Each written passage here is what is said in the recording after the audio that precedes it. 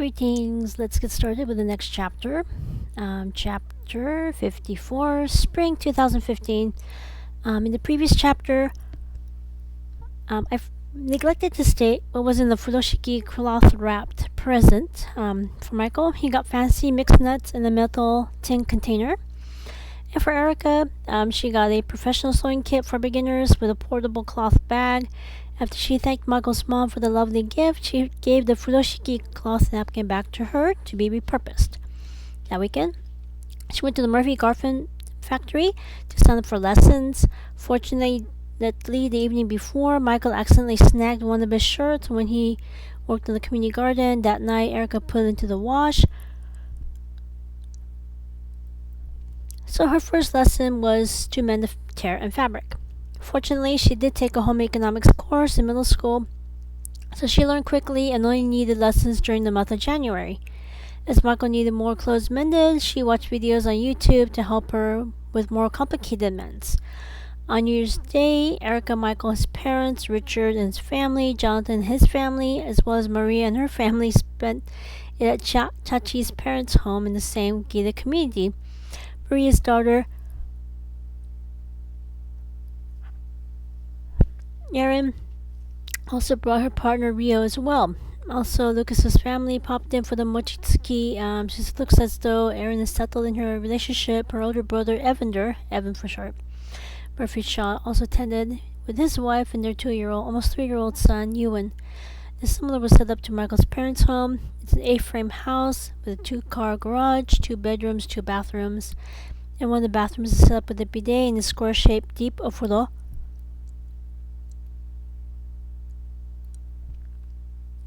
Since Jonathan is part Okinawan Hawaiian, he brought some rafute, which is pork stewed in soy sauce and brown sugar. In their living room, the decorative electric fireplace was decorated with tinsel garland, Happy New Year sign, with some clear white and gold balloons. The dining room table had a wooden bowl centerpiece that contained pine cones, pine branches, and some small white candles in a glass vase.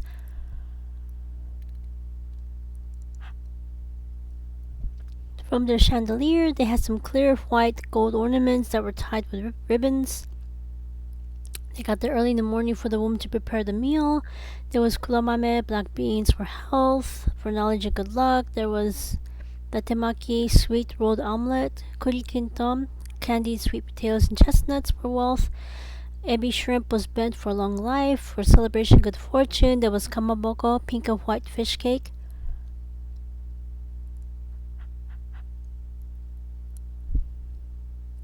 And there was tatsukuri, dried sardines for good harvest. Outside, the men engaged in mochi-tsuki, mochi pounding.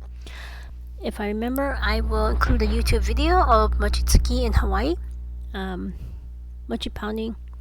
The night before, the sticky glutinous rice was soaked in water. That morning, the rice was steam cooked. This rice was put in a usu, which is a large mortar. It is pounded using a kine, a heavy wooden mallet. This requires cooperation. One person pounds the rice, while the other person uses their hands to turn the sticky mass of rice to ensure that it is pounded evenly. This process takes about 10 to 15 minutes until the rice becomes a round, unified dough. The finished dough is taken out, coated in starch, such as cornstarch or kinako powder, and portioned into small cakes. Some of the small cakes are taken to the kitchen for the woman to put into ozoni, which is mochi soup. Some cakes are used to make kagami mochi for good luck, and other cakes are filled with various cooked sweet beans or fruit. Erica's favorite is kinako mochi, so she's coated some of them with kinako powder and brown sugar.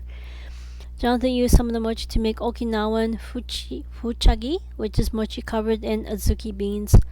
Chaji's parents' home is small, so they ate outside. There were some picnic tables with outdoor heating lamps. Mornings are brisk. However, since it was mid-afternoon by the time the meal was ready, it was comfortable, upper 50s degrees Fahrenheit. In all honesty, Erica preferred this group format better. It brought a sense of community, and she loved sharing traditional Japanese meal with the colleagues from the studio as well. This new year gave Erica a feel for how the studio prepares for the premiere of their new feature-length film. Erica's play turned movie Marie has already gotten the green light from her family-owned art house in San Francisco to show the film. They also own an art house in the South Bay. Jonathan has connections with art houses in Los Angeles and Honolulu. And Lucas has connections with art houses in New York City and Tokyo as well. It's just a matter of pulling the proverbial trigger, getting the dates. So they spent the bulk of January focusing on making a film trailer and poster. When Jonathan asked Erica whether or not she would consider going to Brazil, Mexico, and Peru to promote her film, she respectfully declined. There is a reason why her family left Latin America. Much to her relief, he respected her decision, granted that most might bring about maybe 500,000 viewers at best. Before winter break, Erica gave the clinic a heads up that she will be missing a lot of work. Fortunately, she got the research journal article about the need for counseling to rely less on drug therapy and more on verbal counseling to help clients who will either not react to medicine or be harmed by the prescription medicine. On Friday, Erica and Michael started the day going to the county of San Mateo to pay their property tax. Next day, worked the full day. That weekend, Erica, Michael, Richard, Michael's parents had a family meeting at his parents' home. Erica explained her father's situation. She went over her proposal to sponsor her father, bring him back to the States. Michael's father immediately started saying that having him live in her gated community would not last due to the generational difference. He proposed having him live there temporarily. In the meantime, he would talk with Chachi and Marie's parents about building about building a fourth unit in their gated community.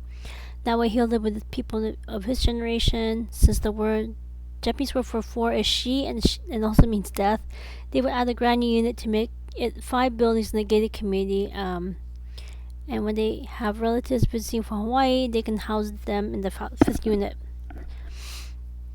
Rachel also added that her father might not be receptive to living in her duplex because it's 3 bedrooms and 3 baths. Instead, he proposed having her father stay in the grand unit temporarily. Erica said that she didn't consider that, but she's fully on board with both their counter proposals. Michael's father asked Erica what the home needs to have. Erica immediately knew the answer. Before Agnes converted her father's home into a duplex, she found asbestos, lead-based paint, and mold. Moreover, she surmised that the company constructed the home cut corners. Every winter, her mother was preparing meals in the kitchen. She complained of frostbite on both of her feet. Also, every winter, her parents burned wood in the fireplace. Since the fireplace didn't have an air filter, the entire living room was full of smoke. And central heating vents were on the ceiling rather than on the walls near the floor, so winters were especially cold inside the home. Michael said that loud. Oh, that's why she insisted the new home is built correctly. Why she insisted underfloor heating throughout their home, and either not having a fireplace or having an electric fireplace. She nodded. Michael's father asked her about her health. She said the clinic's environmental medicine specialist worked with her to remove as much of the toxins out of her body. He said that he'll carefully bring this up to her parents when they go to Japan later that year. She nodded. In the meantime, he'll contact the Murphy Construction Company to go over a timeline of when the new home will be built. She told him to let her know about expenses. As soon as she starts getting money from box office receipts, she'll pay for her father's home up front, as well as property tax, until her father is able to stand on his feet. Much to her relief, he nodded. This time, Michael talked about selling his car later that year, since he wants a car that has a rear view video camera. Richard countered, saying that his daughter Ashley will get her bachelor's degree the following year. In the past few years, Ashley was driving Erica's father's car to and from the university. He proposed returning Erica's father's car to her. That way Michael can surprise Ashley with a new car that summer. It'll be his early graduation gift for her. When Michael looked at Erica, she nodded. Michael told Richard to let him know when he'll return Richard's money to him at that time.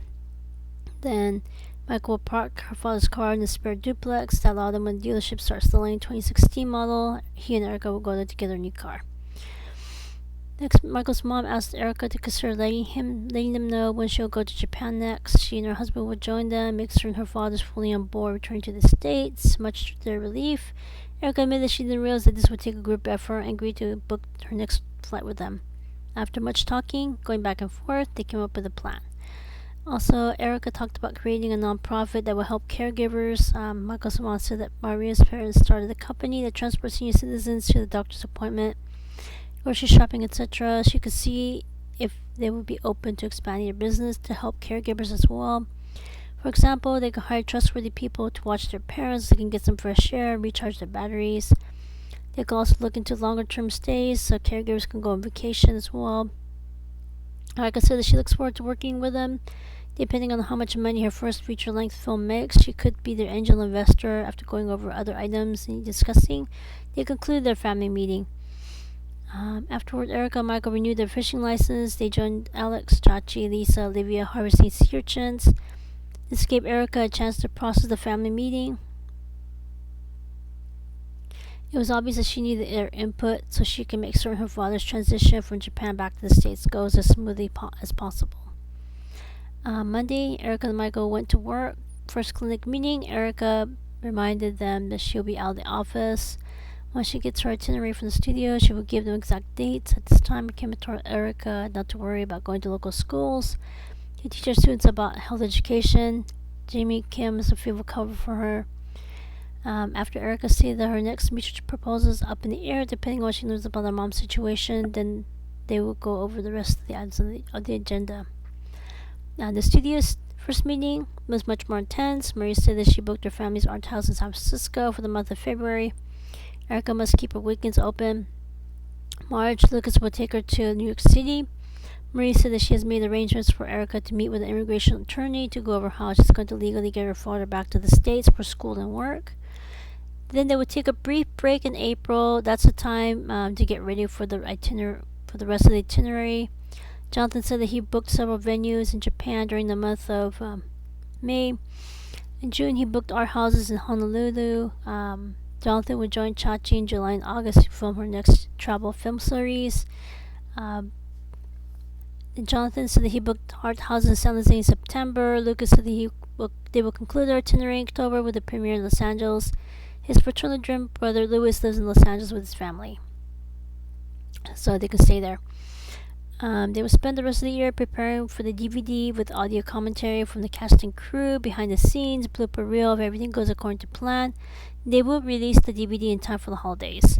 After they high-fived each other, yell "Go Team!" they conclude their meeting. At this time, Maria, Jonathan, and Lucas gave Erica the itinerary. That weekend, Erica, Michael, and his parents went to a local travel agency to put each person's flight schedule together. At this time, she called her uncle with her itinerary for Japan only. The following Monday, she gave her schedule to the clinic staff. When her alma maters in the South Bay resumed classes, Erica took a day off to offer a scholarship to students for majoring in public health, theater arts, as well as the minor digital media and mass communication. She also let them know that she'll be out of town in May, so she'll return in April to select recipients at that time.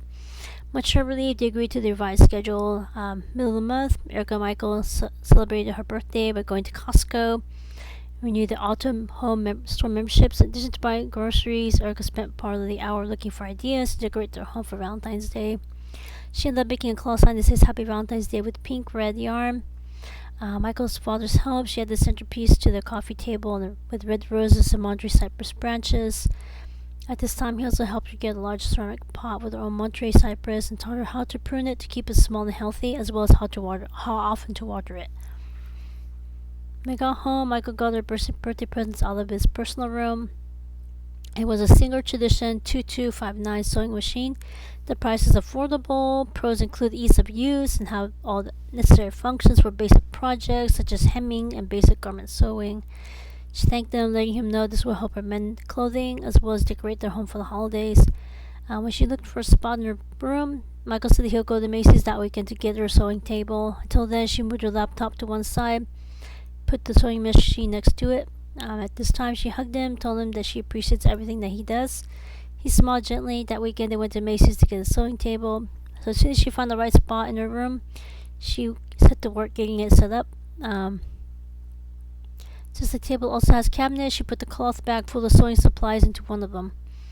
Public University resumed classes. She made an appointment, talked to the department chair of Recreation Parks Tourism Management to go over what she needs to do to get her father into their undergraduate degree program. She also made an appointment to talk to the Consulate General of Japan to learn what she needs to do to get her father back to this country, go to school at the university, help him get a job in this country. In addition, she went to Golden Gate Park, talked to the various heads of Human Resources Department to learn what she needs to do to get her father a job at their organization. And she went to local driving schools to learn what she needs to do to help her father get his driver's license renewed. She also added the fact that she needs to get her father a defensive driver's certification as well. So Sunday, February 1st, Lucas and Maria joined Erica in the premiere of her first feature-length film in San Francisco. All of them wore a formal outfit to the event. Much to Erica's surprise, the line was already out of the door down the sidewalk by the time they got there. On the outside of the building, there was an oversized vertical green sign that says Art House. Directly below the sign is a rectangular sign that says Murphy Art House with the name of Erica's film directly below it. Under it is a concrete sidewalk, hallway to the front entrance. There's a high-rise to the left, one-story building to the right. The wall is made from concrete. On both sides of the hallway, you'll see movie posters of all the films that are currently showing.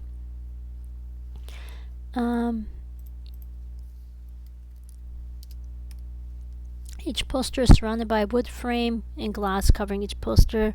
There's overhead lighting on the ceiling, lighting the entire area. Erica is the first film on the right side. After you go through the double doors, you see the front lobby area. It has carpeting on the floor, stucco walls, ceiling with overhead lighting. On both sides of the wall are vintage movie posters from the early 1970s. Each poster is in the frame with a glass cover. On your left, you see a stairway with signs letting you know which theaters are located upstairs. Directly under the stairway is a ticket counter. The counter is a wooden podium with two staff people. To the left of the ticket counter is a sign leading you to the concession stand and one of the other theaters. The stand has a wooden countertop where patrons can purchase beverages and snacks, including popcorn. Past the concession stand is a sign leading up to the restrooms. On the theaters, on the wall leading to the theaters, a sign with a code of conduct letting patrons know what to do. Erica's premiere was in the largest theater that can seat up to 100 people. In the front of the room is an oversized screen with a stage directly under it and full pillars on both sides. Ceiling has overhead lighting which can be dimmed from the control room in the back. The seating is set up similar to a stadium. After everyone's seated, Erica, Lucas, and Maria went onto the stage. At this time, Lucas thanked all the patrons for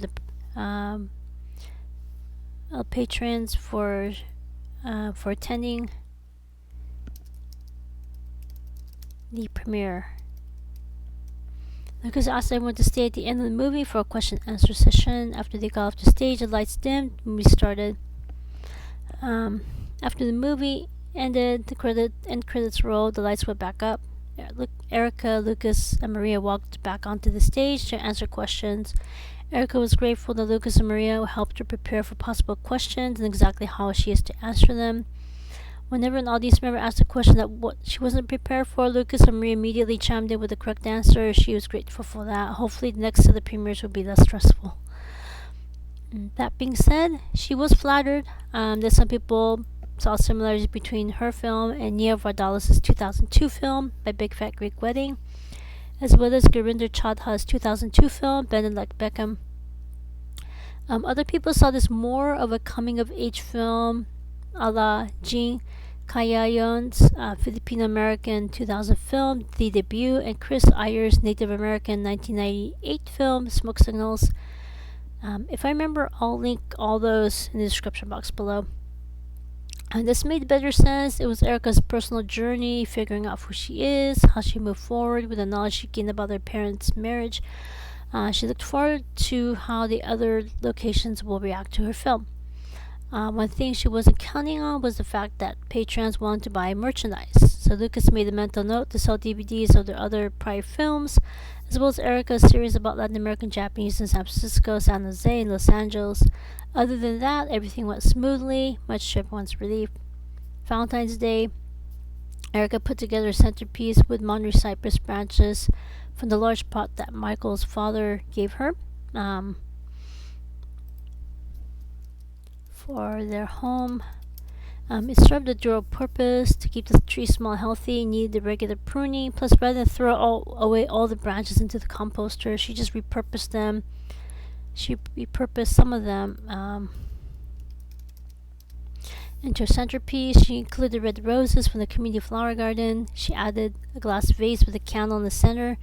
She also used the sewing machine that Michael gave her on her birthday to make a more elaborate Happy Valentine's Day sign with pink and red yarn.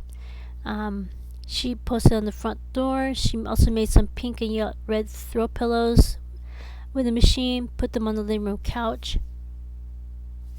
For dinner, in addition to wakame salad with cucumbers, tomatoes with homemade sesame dressing, she cooked some lobster pasta using one of the lobsters they bought from Costco. In March, Erica and Lucas flew to New York City. During the evenings, they went to the premiere. During the day, she worked closely with the immigration attorney to go over details on how to bring her father back to this country, as well as how to expedite the process of helping get his permanent resident card back to him. Once she has the funds, the attorney will pull the proverbial trigger to expedite the application.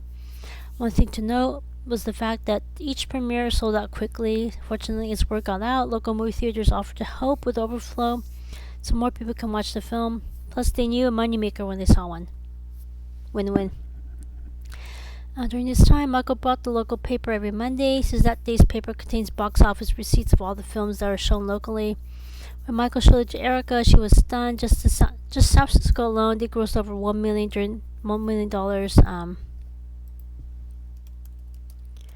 during the month of February, and March was going to be more since movie theaters in San Francisco and New York City were seeing an uptick in patrons that year. In April, Erica and Lucas returned to the Bay Area. Erica and Michael went to the accountant to file the previous year's income tax. At this time, Michael asked about an option to pay their income tax up front and approximately how much they could pay up front to avoid getting hit with a huge bill the following year. That month, they started preparing to pay pre-income tax just in case the studio offers to pay Erica a huge amount. That way, next April, they can adjust how much income tax they actually owe. Also for Easter, she took some of the pruned branches from the Monterey cypress tree, used it to make a centerpiece. She also included some wildflowers from the community garden. She added a glass vase with a candle in the center. She used a sewing machine to create a more elaborate Happy Easter sign with pastel colorful yarn.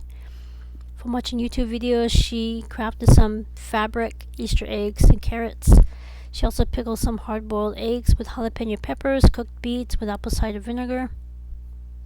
And for dinner, she made some Hawaiian macaroni and cheese, homemade sweet dinner rolls, and a small honey glazed ham, since there's only two of them. Also that month, she took a day off to help with the scholarship committees decide who will get their scholarships. Not surprisingly, as in previous years, Trey Murphy Jr. got one of the digital media and mass communications scholarship. It was bittersweet, since she knew this would be his final year in the South Bay. He'll be graduating in May 2016 and will attend graduate school in San Francisco later that year. The rest of the month was busy with Erica and Michael preparing for their trip to Japan, Hawaii the following week.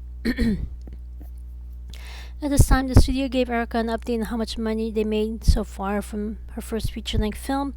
The total from the San Francisco Bay Area and New York City was almost $5 million.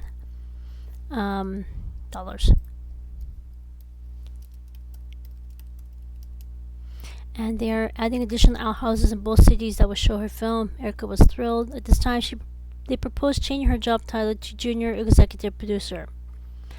Jonathan, Lucas, and Maria are already Senior Executive Producers. She will immediately get $1 million up front to help her with taxes. They will automatically pay the income tax. So she'll get the income minus the tax. At the end of the year, they'll go over royalties from her film. At this time, Erica asked them to hold up because she needs to talk to her husband. Much to her relief, they respected her need to process this information. She made a mental note to discuss this at the next clinic meeting. In all honesty, her entire purpose of getting 2 advanced degrees in public health was to start her career at the clinic. She did not want to throw that away. However, if she accepts the promotion, then it would easily help her get her father back to this country, get admitted with an undergraduate degree, and a career as a park ranger.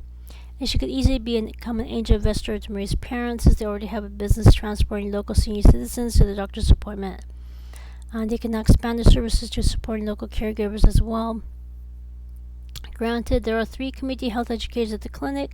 They could make it without her, or she could devote herself to become an independent consultant. That way, she can continue going to local schools. Plus, becoming a junior executive producer at the studio would give her more creative freedom to start her own projects. It was a lot to process. Plus, she needed to break the news to Michael. He hated the fact that she was making more money than him, so she needed time to figure out how she's going to tell him. However, he is super smart. He will immediately figure out something is up.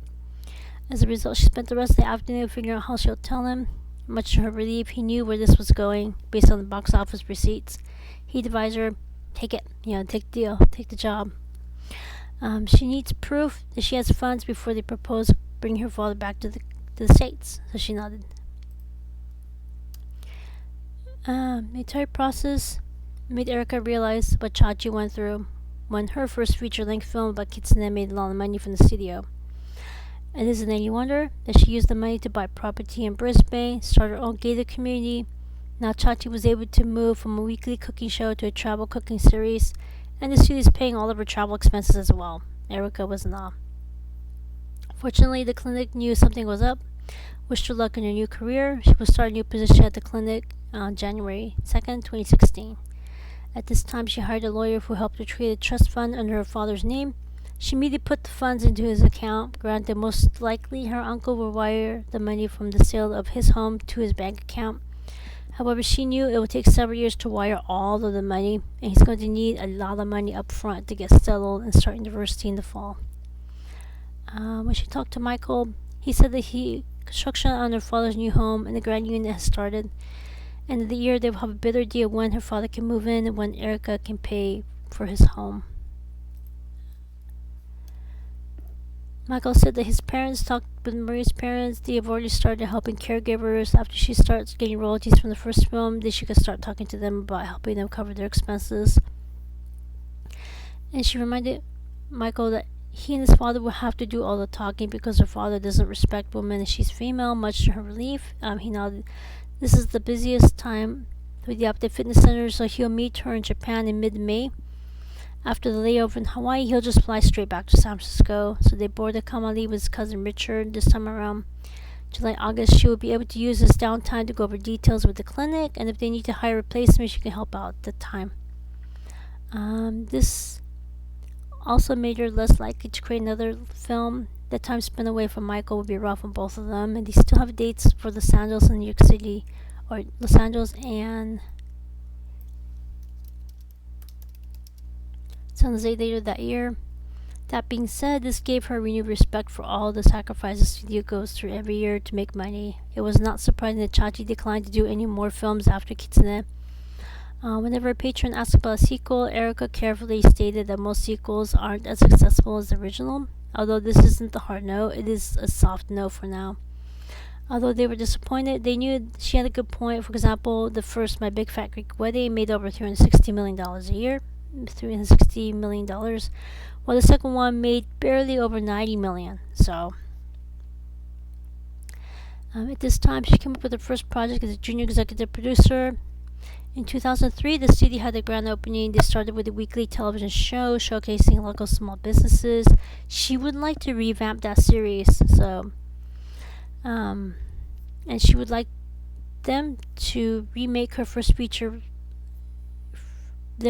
feature film about the Cuban folktale regarding Martina the Beautiful Cockroach. Also, Maria's daughter Erin asked her upcoming senior capstone project about how indigenous Californians treat members of the community for Two Spirits,